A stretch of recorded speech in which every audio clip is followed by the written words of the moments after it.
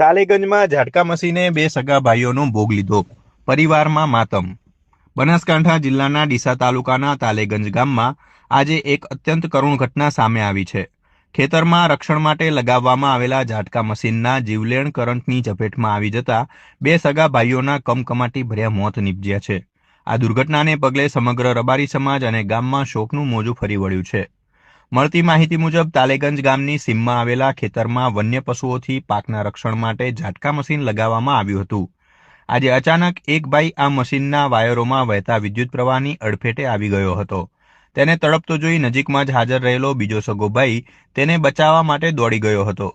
કમનસીબે જીવના જોખમે ભાઈને છોડાવવા ગયેલા બીજા ભાઈને પણ જોરદાર કરંટ લાગ્યો હતો।